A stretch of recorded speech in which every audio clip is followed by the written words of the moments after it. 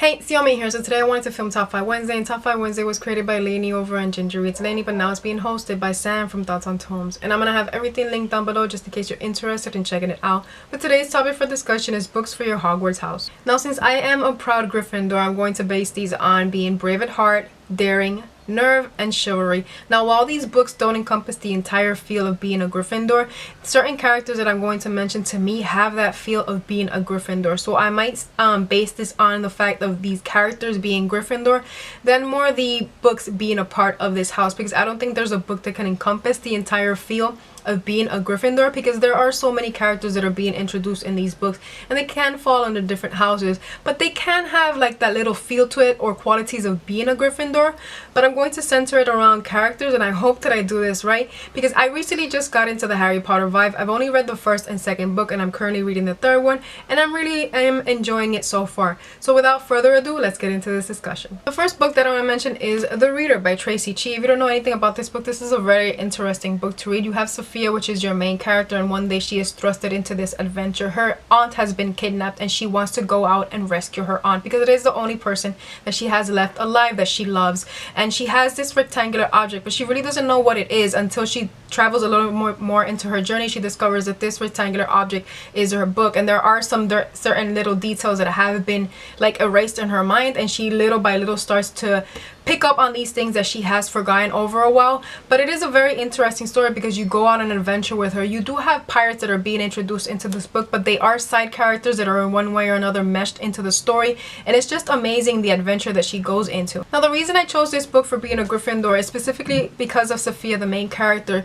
You know, she's thrusted into the situation that she doesn't even know how to handle, but she becomes brave, she becomes stronger than what she is, you know, and she starts having these survivor instincts, and she wants to save her aunt no matter what the odds because she loves her so much. And the fact that she befriends somebody is something that I find very beautiful, you know, to save a person that has been enslaved, and you know, going on this journey with this person also, you know, having the nerve to stand up to the people that are following her is something that I thought that was very brave of her, you know, and for her to be daring as a person, you know, going into this situation that she doesn't even know how to handle. I have to admit that there are parts that are convenient in this book for the main characters, but I really didn't care about that. You don't have too much world building, but you do have that slow burning romance, and those are things that made it, you know, for an interesting reading experience. The next book that I want to mention is The Shadow Queen by CJ Redwine. This is a Snow White retelling with, you know, magical elements woven into the story. You also have dragons that are being introduced in this story, and I thought that made it for an interesting kind of different vibe. And you have your main character, which is Lorelai, who's trying to fight for her people and also for her own life, and it's a character that I really did enjoy. She's so strong, she's so selfless, she's so brave. I'm going to say that both Lorelai and Leo, her brother, have these Gryffindor kind of qualities just because they're so brave, they're so strong, they're thrusted into a situation where they want to help the people and also help themselves along the way, and you know, fight the evil within this world that they're in. The next books that I'm going to mention are ones that I physically don't own but have heard in audio format, and that is the Daughter of Smoke and Bone series by Laini Taylor.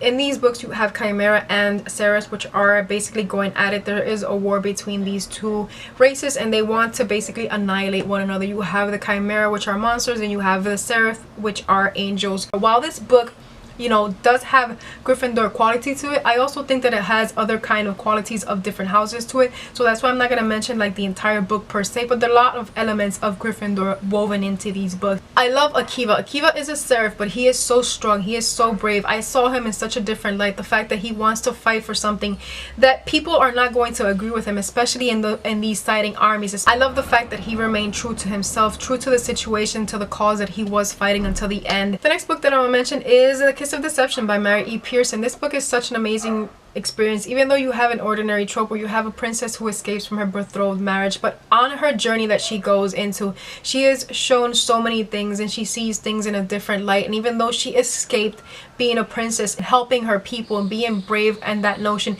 being selfless, facing these people that have done onto her wrong things, and you know, also facing her enemies face on and being strong and brave at that moment while facing these people that are trying to get something out of her, something that I thought that was very brave of her. I love her so much as an individual because she is so strong and she is selfless, and she always speaks her mind.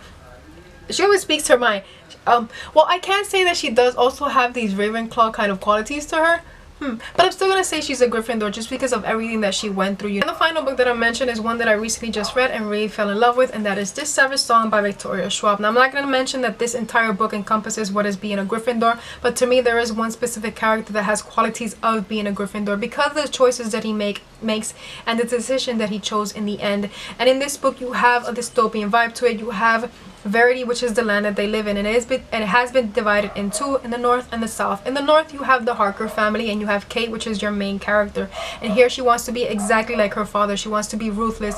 She wants to be this strong leader that everybody sees. And in the south you have the Flint family, and here you have August, and he is your other main character, and he is one of the 3 monsters that are being introduced in the story, and he can steal your soul with a song. And it's not a spoiler, it is something that's mentioned in the synopsis. And I think that when these two characters' stories are meshed into one another, when they actually like see one another, is something that I think that makes the story a lot more interesting, because this story really is one that really does grip you because of everything that is happening.